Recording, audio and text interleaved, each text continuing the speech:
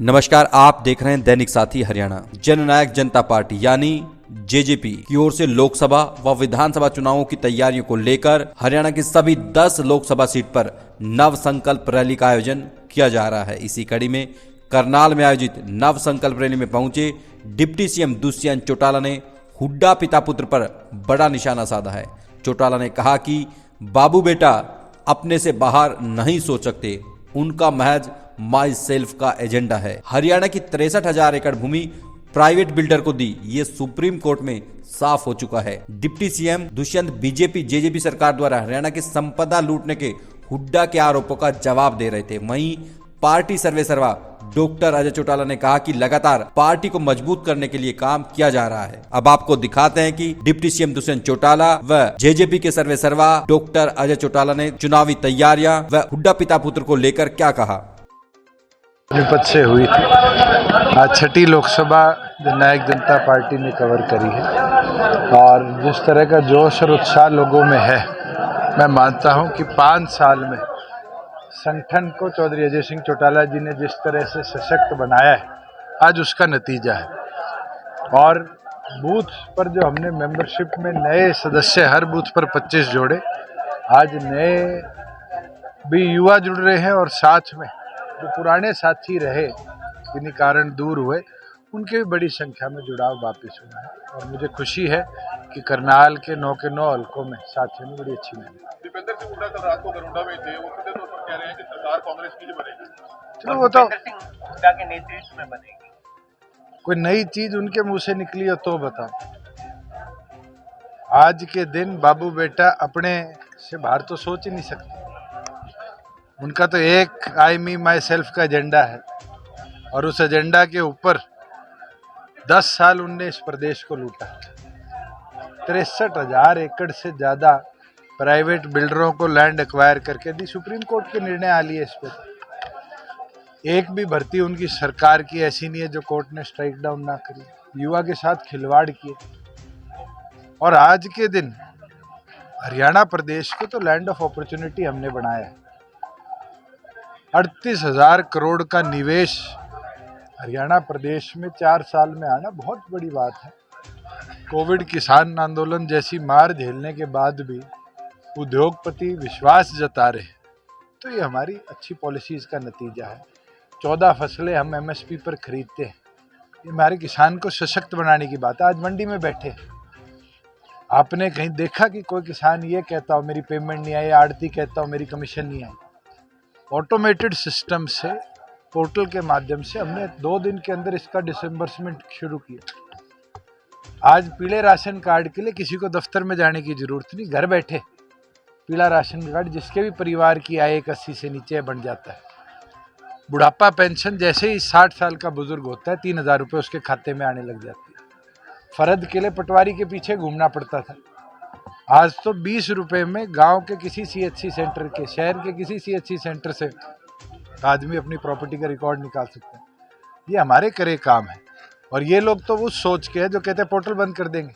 ये तो चाहते हैं ये बाबूशाही भारी हो, आम आदमी को दफ्तरों के धक्के काटने पड़े। हमने तो 600 से ऊपर सुविधाएं हैं जो आम नागरिक के लिए उसके सीएचसी सेंटर तक पहुंचाने के। पंचकुला में थे, उन्होंने कहा है कि गठबंधन जारी रहेगा। ऐसे में उचाना सीट पे काफी संशय हो जाता है। मैं 4.25 साल हो गए, 28-27 अक्टूबर को शपथ ली थी। उस दिन सुनने लगा था 15 दिन में टूटेगा, 15 दिन में टूटेगा। हरियाणा प्रदेश को आगे ले जाने के लिए दोनों पार्टियों ने बहुत अच्छा काम किया। गठबंधन है, आगे भी रहेगा और प्रदेश को और मजबूत। प्रदेश के युवाओं को इजराइल और यूक्रेन भेजने के सवाल उठे। आज के दिन भारतीय जनता पार्टी अपनी 10 की 10 सीटों पर काम कर रही है, हम अपनी पर कर रहे हैं। वो अपने 90 विधानसभाओं पर काम कर रहे हैं, हम अपनी 90 पर कर रहे हैं। तो दोनों पार्टियां बैठ के फैसला करें। अलायंस जब होता है ये चीज बड़ी साफ है कि बैठ के पार्टियां निर्णय करेगी और कार्यकर्ता उस पर फूल चढ़ाने का काम करेंगे। इजराइल और यूक्रेन भेजने का सवाल उठाया जा रहा है। देखिए, कौशल रोजगार विभाग हरियाणा सरकार ने ठेकेदारी प्रथा को बंद करने के लिए बनाया और एक ऐसा कदम है जिसमें अब हमारे पास एक्सपीरियंस्ड युवा भी बहुत बड़ी मात्रा में आ रहे हैं। फॉरेन कॉरपोरेशन विभाग हमने 2 साल पहले इस सरकार में बनाया था। बहुत सी एम्बेसीज ऐसी हैं जिनने हमसे संपर्क किया है। मेरे पास स्वयं कनाडा के भी हाई कमिश्नर आए थे, डिप्टी हाई कमिश्नर ब्रिटेन के भी आए थे। वो लोग चाहते हैं कि स्पेसिफिक स्किल सेट का कोई बच्चा हो तो उनके वहाँ पर एम्प्लॉयमेंट अपॉर्चुनिटीज़ है, और हमने इसीलिए कदम उठाया है कि ऐसी कंट्रीज़ जहाँ पर आज एम्प्लॉयमेंट के अवसर हैं और हमारा सशक्त पढ़ा लिखा युवा उस अवसर को अगर फुलफिल कर सकता है तो उसको जरूर ये अवसर हम देने का काम आप रोजगार को लेकर कितनी कंपनियां करें। आपके कोई शक है? नहीं, आप बताएं। मेरे को तो कोई शक नहीं। दीपेंद्र हुड्डा ने आरोप लगाया कि बीजेपी ने हरियाणा की संपदा को लूटा है, जिस तरह से ईडी की रेड हो रही है। आज उनके विधायक के घर पे रेड होती है। मुझे नहीं लगता कि संपदा हमारे किसी ने लूटी है, उनने लूटी है, इसलिए तो रेड हो रही है। और ये मुकदमा कौन सी सरकार का है? ये मुकदमा भूपेंद्र सिंह हुड्डा के टाइम का है, जब माइनिंग बंद हो गई थी करनाल में, यमुनानगर में, और इन लोगों ने इलीगल माइने चलाने का काम किया।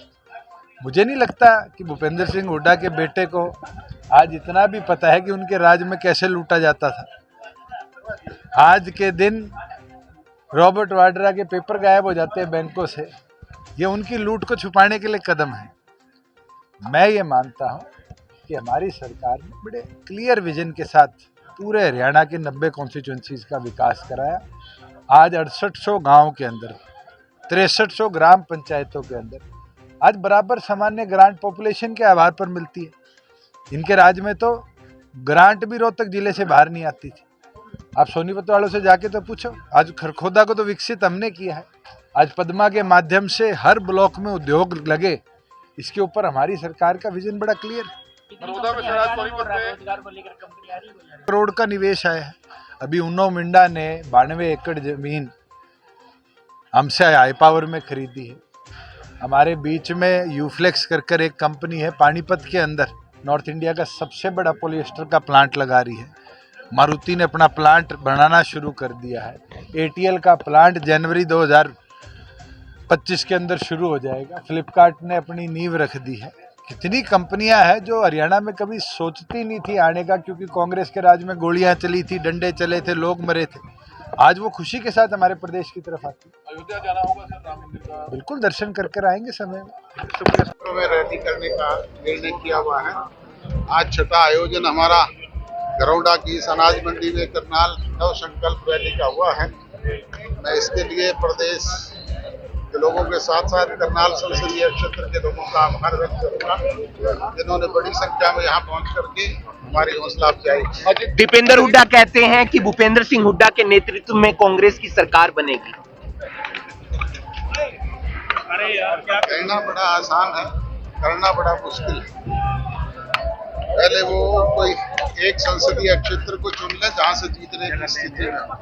आप चुनाव लड़ रहे हैं लोकसभा का, मुझे कानूनी पेचीदगियां हैं थोड़ी, अगर फरवरी माह में वो क्लियर होगी तो जरूर करूँगा। वरना वहां से कौन लड़ सकता है? दिग्विजय सिंह चौटाला को कौन सी सीट से? भिवानी महेंद्रगढ़ संसदीय क्षेत्र। बीजेपी के राष्ट्रीय अध्यक्ष आए तो उन्होंने कहा कि 10 की 10 सीटों पे हम चुनाव लड़ेंगे। हम एनडीए का पार्ट है, हम मिलकर के लड़ेंगे और 10 की 10 जीतेंगे। तो लोकसभा रैलियों में रिस्पांस मिल रहा है सर, जहाँ भी जा रहे हैं कैसा रिस्पांस मिल रहा है? बहुत अच्छा रिस्पॉन्स।